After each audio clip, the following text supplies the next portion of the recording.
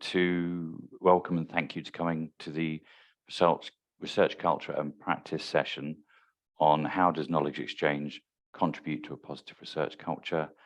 I hope you've enjoyed the conference so far, and I hope this session continues your enjoyment.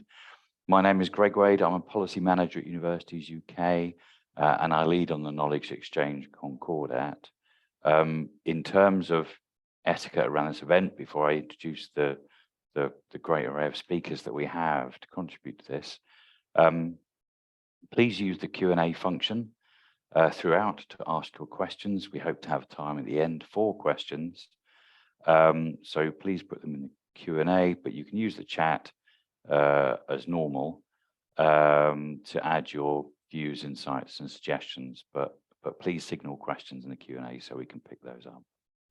The webinar is being recorded and will be uploaded to the UK Events YouTube page, and you will receive an email from UK once it is available to view. Before I introduce our speakers, I just wanted to say a few initial comments, only a few, from UK's perspective. I don't know if this has been mentioned in some of the other sessions, but we are moving into a period of run-up to a general election, a period of manifesto writing. The economy is a key issue. Ensuring universities are part of this narrative is vital. And knowledge exchange in its broadest sense and impact locally and nationally play a key role in demonstrating the value of universities, not just to the economy, but also to society more broadly. Okay, so I'll move swiftly on to introducing our speakers. And the first two colleagues are Sophie Duncan and Paul Manners from the National Coordinating Centre for Public Engagement.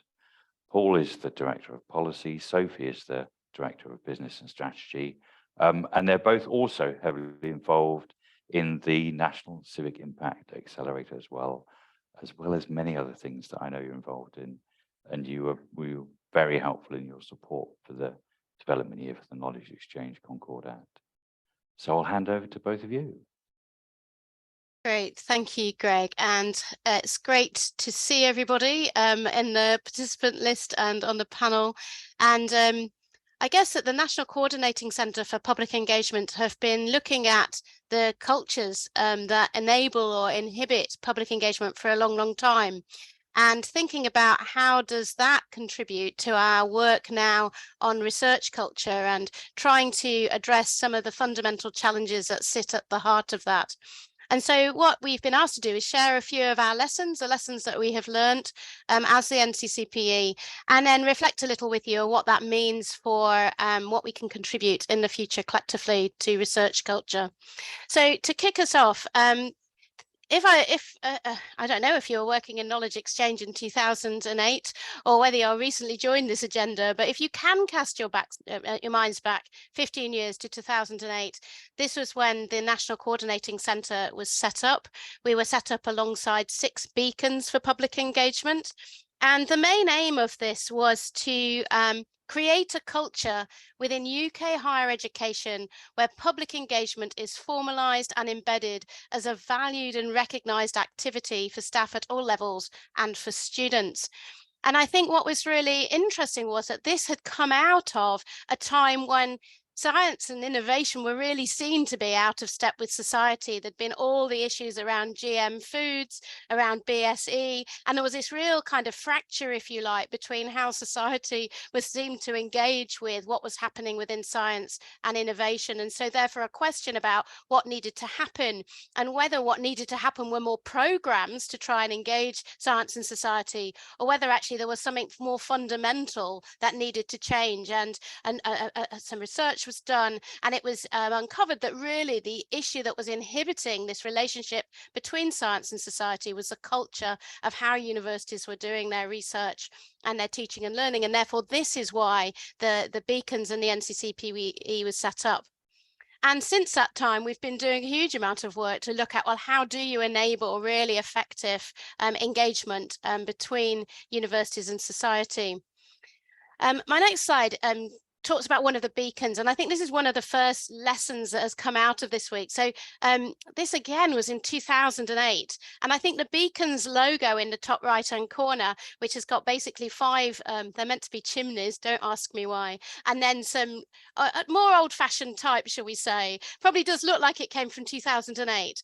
But Manchester Beacon's tagline maybe doesn't so much, where they're saying Manchester Beacon was seeking to connecting people, place and knowledge. And 3 universities in Manchester and the Manchester Knowledge Capital, Northwest Regional Development Agency and MOSI, the Museum of Science and Industry, partnered on the beacon and said, they didn't talk about we've got to embed engagement at the heart of our work. They said that actually the purpose of this culture change work is to connect people, place and knowledge. And I think that when we focus on research culture alone, we miss the opportunity to link that to the wider purpose of what are we trying to seek? What are we trying to change through changing research culture? And I think the Manchester Beacon really sums that up here. And you know, fast forward to now, only a few weeks ago, the Manchester University's 5 higher education institutions in Manchester joined with the Greater Manchester Authority, and they are now working together in a more collaborative way.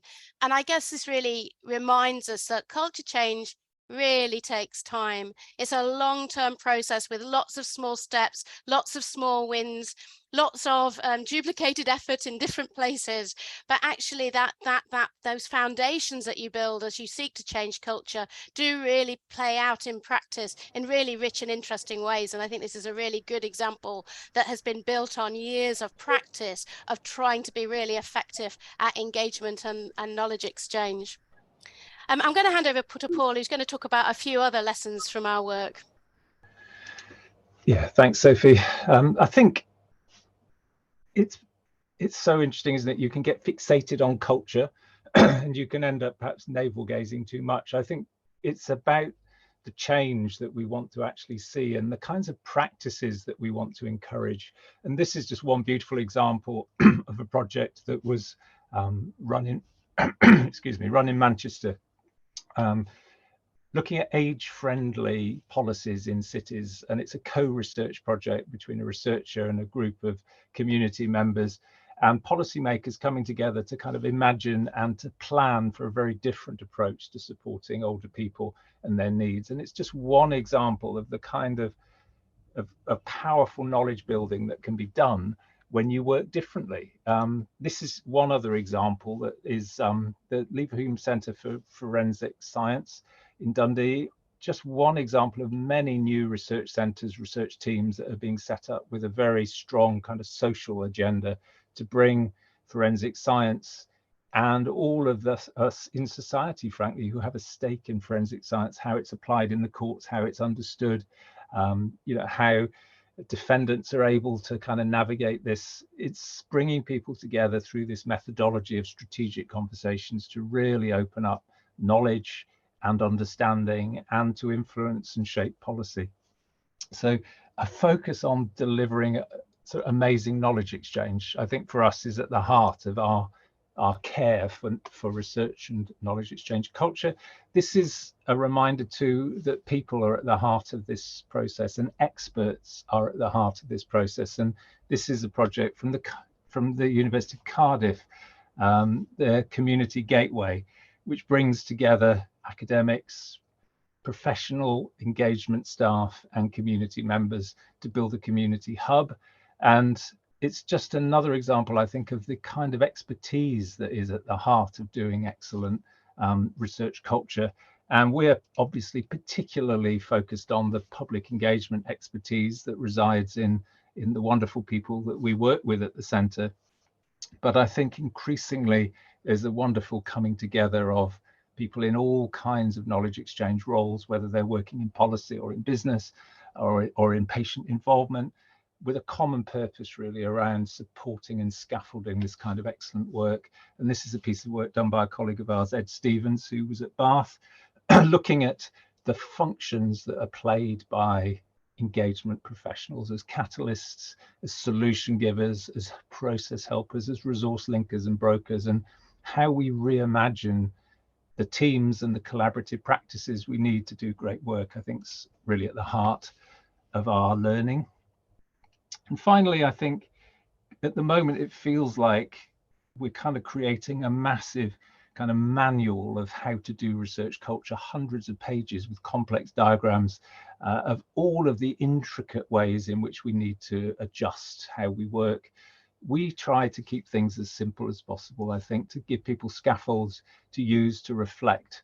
And this is a one-pager which distills, I think, the learning about some of the critical factors that help with research culture, getting your mission, your purpose right, getting the processes in place, supporting your people. And we developed a self-assessment tool that many people have used to just make decisions, good decisions about research culture. So back to you, Sophie. Thanks, Paul. We wanted to come to the conclusion of our talk thinking about this quote by Peter Drucker that culture eats strategy for breakfast. And it was just this insight that culture can be as strategic as you like, but without the right cultural enablers in your culture, then you'll get nowhere. And clearly research culture is really, really important. And we really want to support the initiatives that are seeking to cultivate more positive research cultures. But I guess our warning cry is that we mustn't lose sight of the end goal of what we're trying to change these cultures to support and enable. And from an NCCPE point of view, we really believe in building inclusive knowledge systems. And we think that actually that sits at the heart of what universities can and should be for. And on my next slide, there are a number of factors to doing that. So we do need to think about our academic practices. And so research culture really helps us do that. What are the academic practices? How do we recognize and reward work? Who is able to be a part of that or not? Are we creating and cultivating an environment of lack of care for one another? Are we battling bullying and harassment in inappropriate ways? Are there some people who are never included? Are the pathways within, inside and outside of academic work open and accessible to all? But then we also need to think about the university as a whole and its civic and social responsibility. And with all the work that's going on into many universities trying to locate their civic identity in partnership with others, and their ability to listen and work alongside others in their place. And also the identity of the university and how it communicates and who it communicates with. And at the heart of that sit their values. So how do they market the work of the university? What are the values that underpin their work? And I think collectively, if we're able to work to develop these building inclusive knowledge systems, to work towards those, then actually the role of knowledge exchange professionals and those who understand the engagement practices necessary to enable that will be critical. So I think I just wanted to end on that kind of crawl, really, that these are the skills that are really necessary for the future of how universities will work. And therefore, they are critical to the research culture work that's currently being undertaken. Thanks, Greg. Thank you, Sophie. Thank you, Paul. I think that's a great introduction to the session, and hopefully has generated some food for thought. So just to encourage colleagues to ask any questions in the Q&A and add any reflections to the chat. But I'll move on to our next speaker now. So I'm delighted to welcome Dr. Louise Maythorne, who's the Knowledge Exchange Manager at Bath Spa University and is responsible for brokering collaborative relationships between academic staff and research users in government, business and communities, and supports the institution's work on the Knowledge Exchange Framework and the Knowledge Exchange Concordat. So over to you, Louise. Good afternoon, everybody. Thank you very much for joining us, and thank you to Paul and Sophie for scaffolding the debate so nicely with all of that context this afternoon. I think we've heard a lot over the course of the conference about some of the different challenges that are being set in terms of UK research culture. And I think one of the ways in which we can help to address these requirements is through fostering a really rich culture of knowledge exchange. So this afternoon, I've got a little provocation for you. the idea that we can think about knowledge exchange in two different ways, both as a type of activity, a thing that you do, but also as an approach, a lens through which you approach your work, that ultimately becomes a pathway to impact. And so I'll be drawing on a few lessons from Bath Spa as we go. But if we could skip to the next slide, please. Thank you. So the idea that knowledge exchange is a kind of umbrella term for different categories of activity is the approach with which I'm sure we're most familiar. It's the approach that is metricized in the head key, it's rewarded through the hyph, and it refers to the idea that knowledge exchange explains different types of activity, like tech transfer, like public engagement, like staff exchanges. As knowledge exchange professionals will be familiar with all of these different opportunities for doing knowledge exchange. And this approach can be helpful in terms of building a research culture. So if we skip to the next slide, we'll see a few examples. So the first of those is that perhaps most obviously, it offers access to different types of funding. So we'll get funding from Innovate UK to commercialise research, for example, or we've already heard this afternoon from the British Academy and their SHAPE funding to support public engagement with research. So doing knowledge exchange can afford us those opportunities. Secondly, it opens up access to different types of audience. So it might reach students and the student skill agenda. It might reach professionals who need some CPD. But crucially, it also brings an emphasis on networks. So we're thinking beyond our immediate set of stakeholders to the stakeholders beyond, and opening up a much more holistic understanding of who the audience is for our research might be by approaching it in this streamed activity sense. And then a final consideration, which I think perhaps doesn't always get the consideration it's due, is that this type of understanding of knowledge exchange does provide us with lots of enhanced governance processes for monitoring and for evaluation. So I'm thinking here about things like the KEF, but obviously with Greg in the room, I'm also thinking about the Knowledge Exchange Concordat.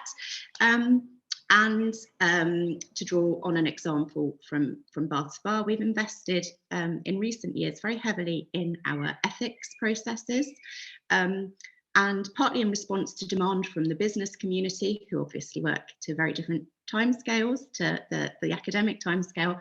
We've really streamlined our ethics processes by embedding an ethics process within each of the schools of study to make it much more light touch, much more agile, and better able to respond to external stakeholder timeframes.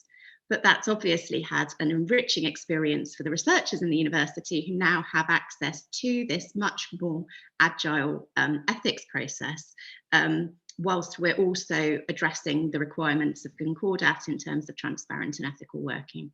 So there's a nice, neat example there of how they are mutually reinforcing. But that's not the only way of thinking about knowledge exchange. And actually, if we pivot the diagram and we start to sort of move the umbrella of activity 90 degrees, we can see knowledge exchange as a lens through an approach through which we undertake different activities, but an approach that is in itself a pathway to impact. The activities themselves are not the impact, they are the conduit for the impact. And if we move the slide along, we can see that one of the main advantages, I think, to this approach to knowledge exchange is the focus on co-production and its ability to really broaden and deepen our institutional understanding of what co-produced research might be. So another example to give you from Bath Spa, we've got an AHRC Impact Accelerator account, and we used some of that funding to disseminate through a KE Dialogues scheme, which funds the creation of relationships rather than funding projects themselves. And it's this pre-project stage which so often goes unaccounted for, where freelancers, where charity and community groups aren't being remunerated for the time and the energy they put into establishing relationships with university with the purpose of launching projects into the world. And so this funding stream has enabled us to remunerate them for their time, to make those partnerships more equitable, and to establish a series of markers for best practice in the co-production of research. So that's been a really powerful opportunity for us, and a really healthy consequence of understanding knowledge exchange in this way. Secondly, we also see that understanding knowledge exchange as an approach means that we can see the process of assessing who our potential stakeholders might be as a really beneficial consequence of that. So not only are we considering who might be interested in the research that we're doing, but we're also opening up the conversation about the types of professional expertise in play. It's the knowledge exchange agenda, for example, that's looking at the technician's commitment, or the Midlands Innovation Report on research culture through the technician's lens. So we're seeing some of the professional service and some of the technical expertise in universities leveraged through this knowledge exchange lens, which is in turn enriching the research culture of the university and the wider economy as a whole. And then finally, this type of approach to knowledge exchange helps us to more clearly articulate the value of our knowledge. So by this, I mean quite literally in terms of putting a monetary value on that knowledge in instances where knowledge exchange is sort of a more commercial nature. But also in terms of opportunities to articulate our research to non-research audiences, and specifically usually to professional audiences with confidence. So this culture of knowledge exchange will often provide training within universities for how to work with different audiences, how to articulate the value of your research to non-academic audiences. That's something that we've laid on ourselves. But a consequence of being able to articulate value in that way is that it's incredibly professionally enriching. So, for example, at Bath Spa, we've got a knowledge exchange career pathway. We've got it embedded in our promotions criteria for readers and professors. And so the focus on articulating that value as part of a knowledge exchange project is really valuable to us. So I think to conclude, I would just like to sort of mention that not only have we been developing our research culture at the university and seeing those results reflected in our REF scores, but we've been working very hard on our culture of knowledge exchange, and we're seeing that results there as well in terms of the breadth of collaboration, the genre of collaboration, the frequency of collaboration, and those two metrics are both rising in tandem through the REF scores, through the HEBQ results, and I don't think that's coincidental. I think that they're mutually reinforcing, they're mutually beneficial, and opening up our understanding of knowledge exchange beyond something that you do in and of itself to an approach that leverages a pathway to impact has been one of the most rewarding developments that we've made as an institution to our own knowledge exchange practice. Thank you.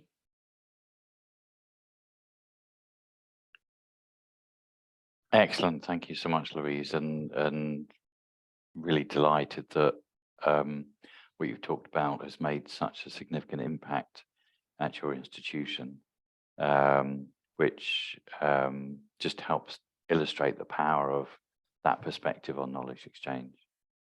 So thank you so much. I'll move on to our next speaker. So let me welcome Dr. Irene Henning, who's Technology Transfer Manager at the University of Bath.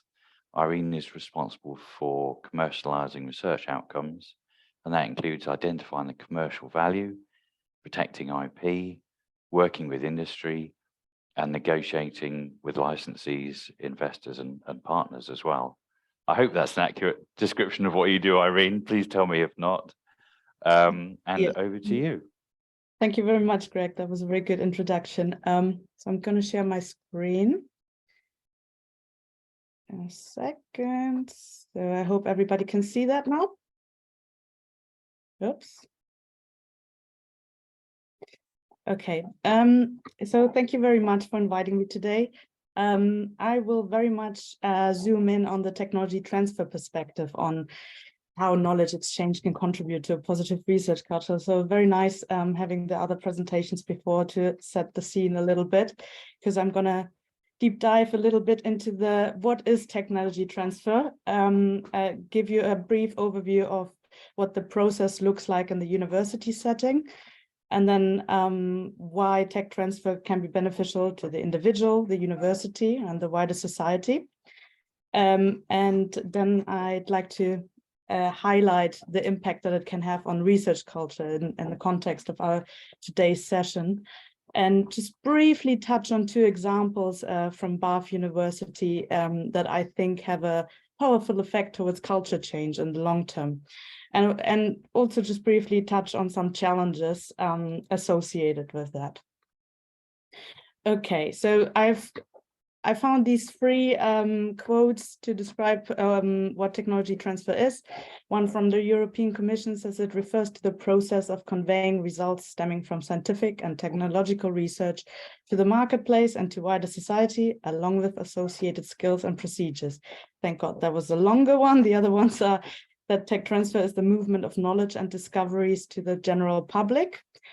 And my favorite, technology transfer brings research to life.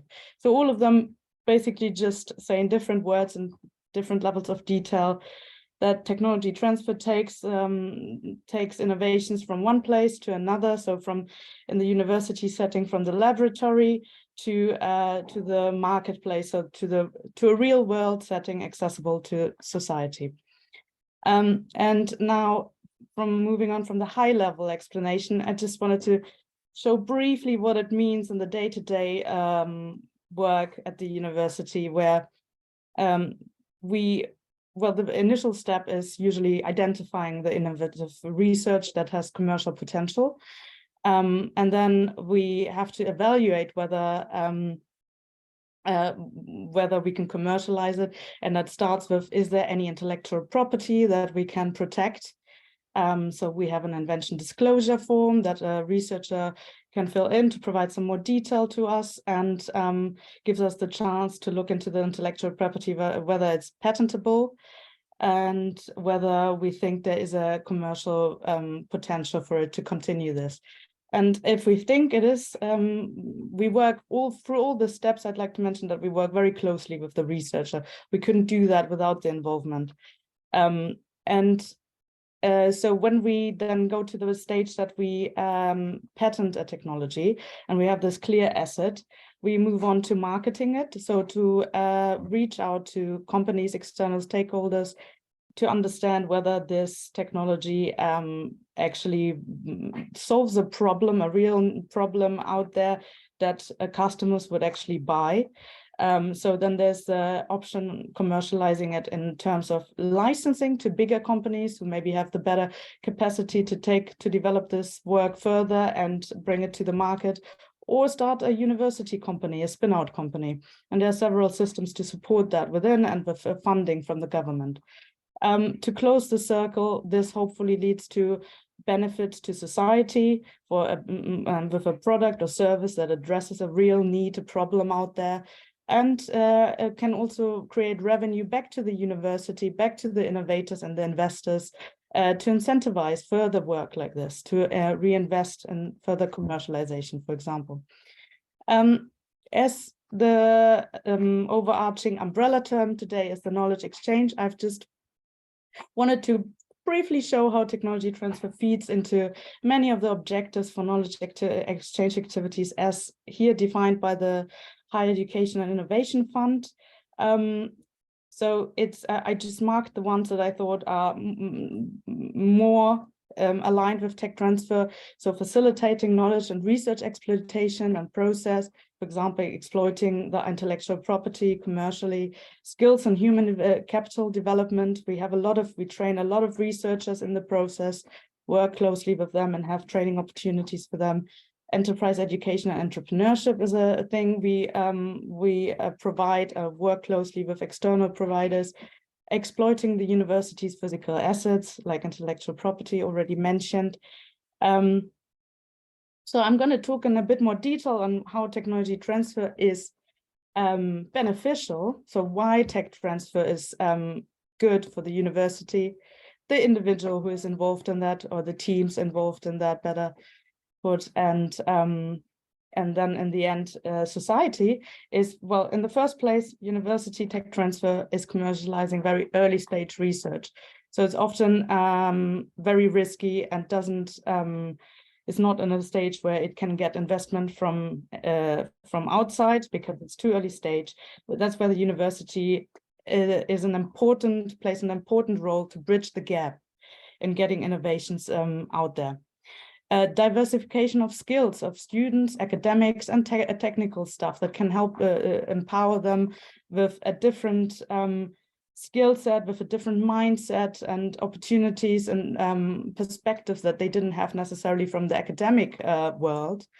Then economic development, of course, through startup companies and job creation ultimately.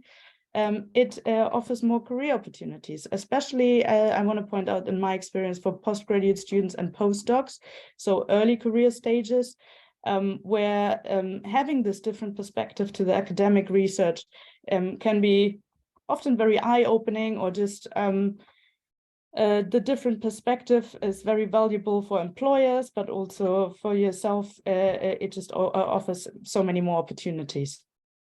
And can target your research also, just has an effect on research design as well.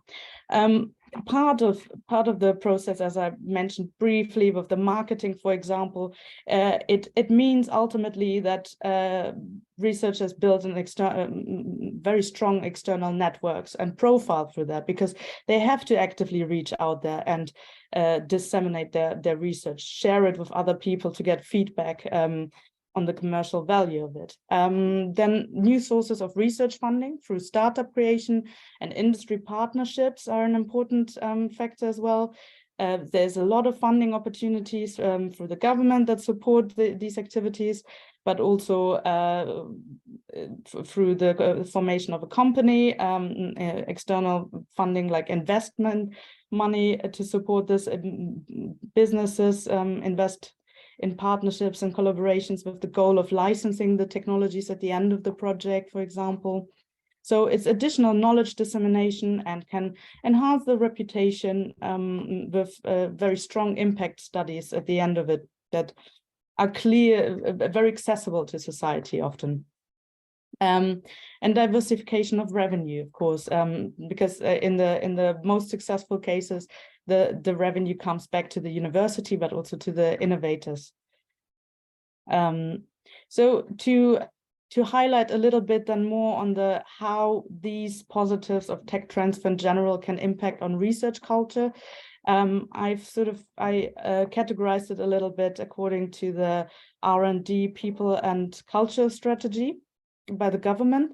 So, for example, under talent, what I mentioned a little bit already with the diversification of experiences and skills, we through the tech transfer process, there's a lot of commercialization and marketing training involved. There's a lot of government-funded Innovate UK, for example, funds a great scheme we work a lot with called IQ. I will talk a little bit more detail on a later slide on this.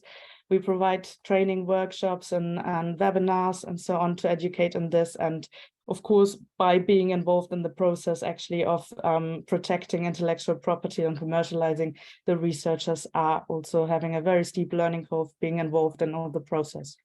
And for people, I think it offers another route for research recognition and rewarding your research on many different levels, and offering more career opportunities and paths.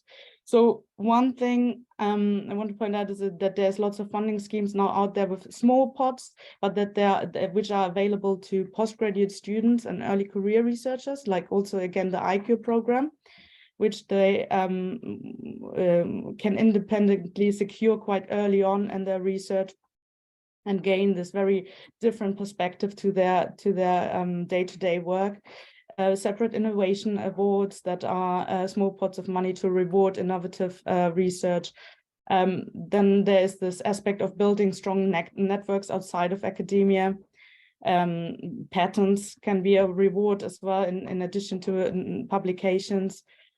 And then in terms of the culture, it is promoting, I believe, a different perspective and a different mindset. So when you are commercializing your research, you have to really be focused on the problem and solution-driven research, as opposed to blue sky research, which has a big influence on the research design.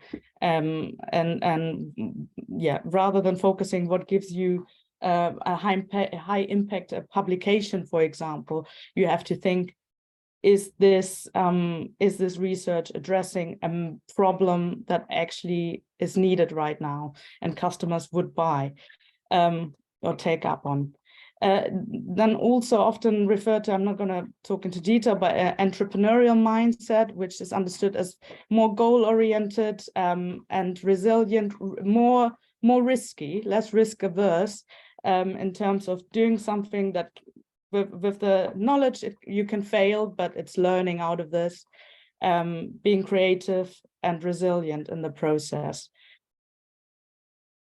So to give you an example in this slide, I just want to show you one case, for example, of an academic at the Bath University who I think has a lot of impact on the culture through his success story and being a big advocate for technology transfer and diversifying your skill set. So this is a professor called Vimal Dokia at Bath, who has been the co-founder of a company called Gen3D. It's a 3D printing design software that has been acquired recently by a bigger company for several million. So that is a great success story for the university and for the researchers involved, who put a lot of work into this and got rewarded in the end, of course, financial incentive, but also all their hard work. Actually, they can see now how a lot of people will be able to access this software, and it will improve the work and make it easier for lots of people using 3D printing. So that is, I think, one of the biggest rewards that I heard from people involved. In addition, of course, of the financial reward and of the reputation, and also Vimal is now a committee member of the Technology Transfer Committee at the university, and within his department of mechanical engineering, he is often sending people to us to talk very early on to look into whether they have something innovative, because we always advocate to get in touch with us early, but it's one of our challenges to actually reach all the departments, and especially the early career researchers, to reach them, to know that we are there and that is a possible route, and that the university is very supportive of that. So we need people, researchers who are spreading the word. And I think that has a big impact in the long term, the more positive cases we can show for, of course.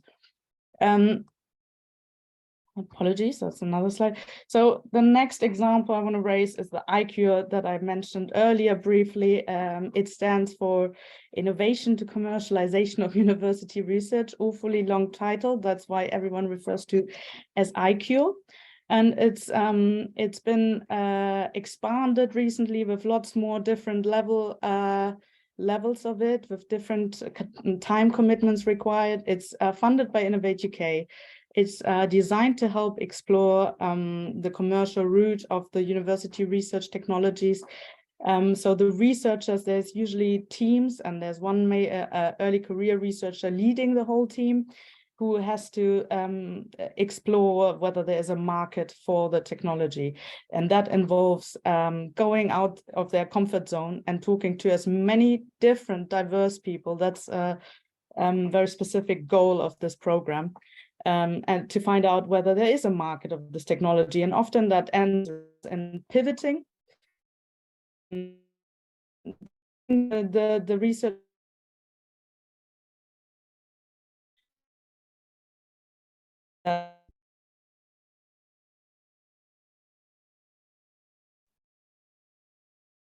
Irene, I think we're losing your connection, and you're actually frozen.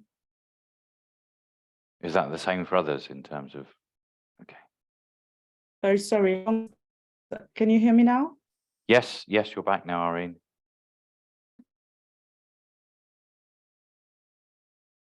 Although I think you've gone again now.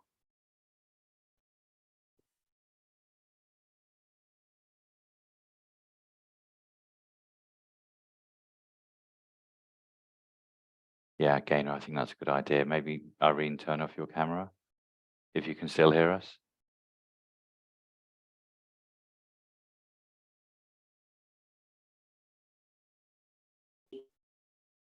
No? Yes, I can hear you now. Okay, sorry. Okay, I guess I just continue. Hope you can hear me. Yep, we can. Okay, brilliant. So this program is just supporting our activities a lot and incentivizing the commercial route, especially for the early stages, like postgraduate students and early career research. And it's a prestigious program in itself now.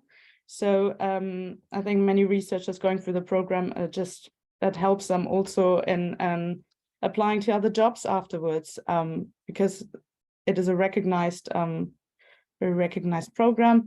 And there's also follow-on funding available for those who would like to start a company. It actually helps the universities to support early stage research to commercialize with, I think, a few 100,000, 300,000. So it's very, programs like this are helping us a lot, I think, to influence a little bit the culture and the perception of these things. So in my last slide, I just briefly want to touch on the challenges, because of course, all of the things that I just raised and in a incredibly short time are associated with a lot of challenges. One thing is for tech transfer, also for us, is raising awareness and reaching all departments and all career levels is actually difficult. And that's where we have to work harder and reach out more and have more positive success stories and make sure we report on them. But it is still a challenge. We are trying to improve that constantly. Then there's, of course, the aspect of there's always a lack of time and space for the academics to do anything outside of their already heavy workload of research and teaching. So having more, that's where the universities and the funders can do more together to create that space, to create more incentives and reward systems of making this a positive route. Of course, there's also always some, or in some departments, some prejudice and misconceptions, some departments more than others, I think.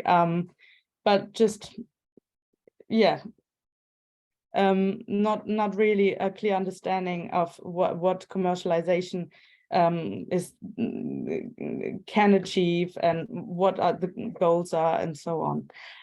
There's also internal policy and regulation barriers. So within the university or the funders, it's often some barriers of getting the funding in time, or regulations that don't let you act quickly on things which are sometimes required when you want to commercial. So there's still a lot of things to improve over the time, and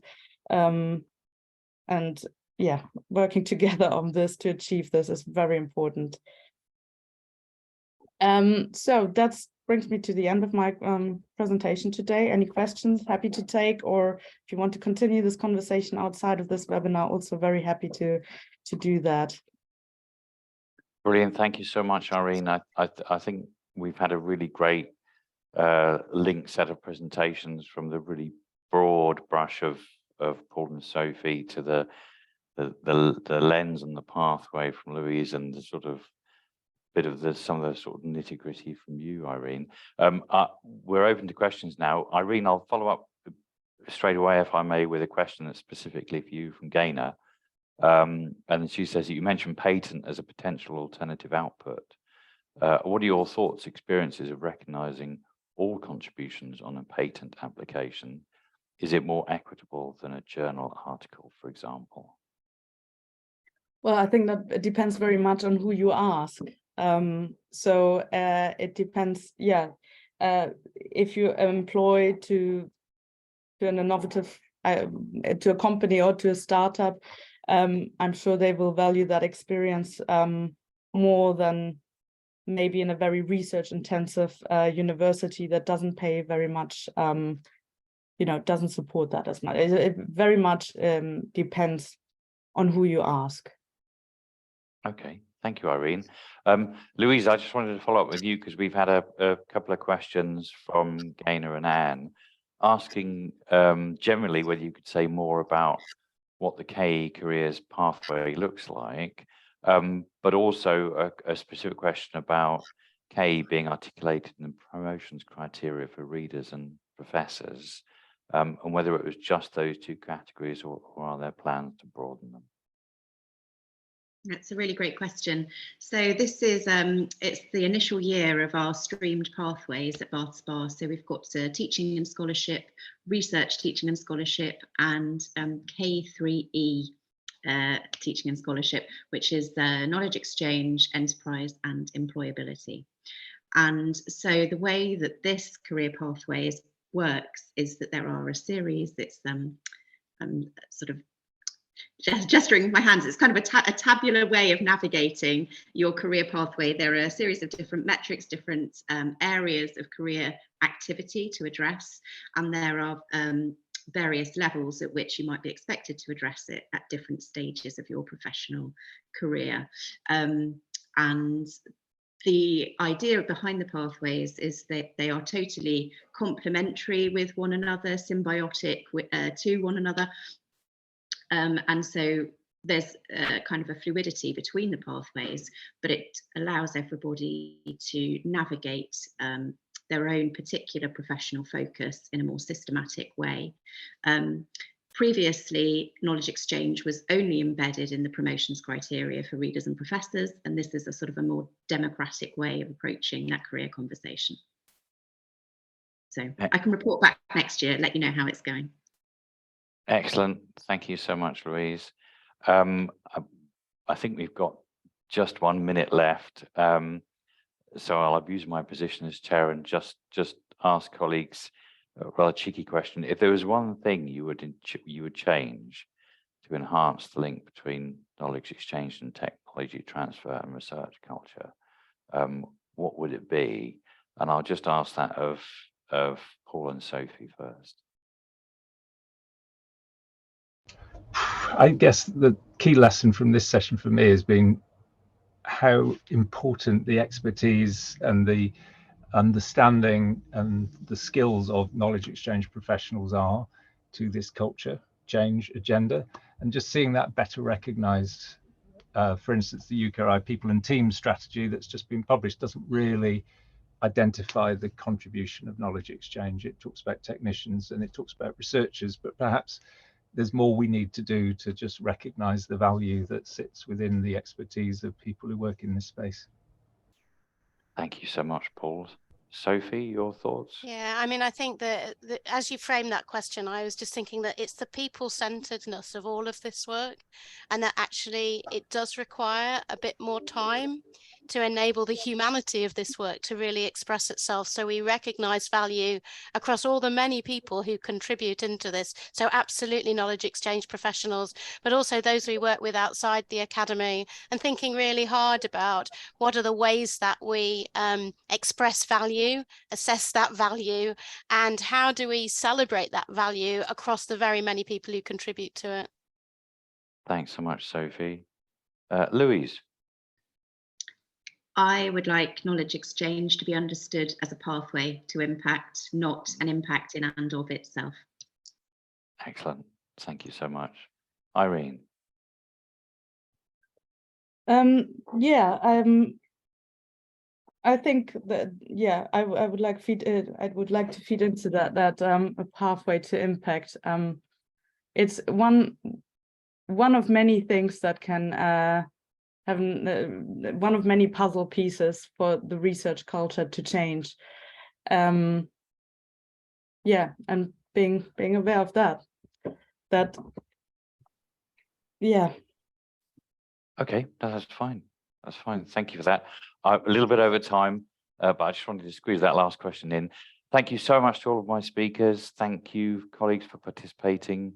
I hope it was useful, and enjoy the last few sessions of the conference.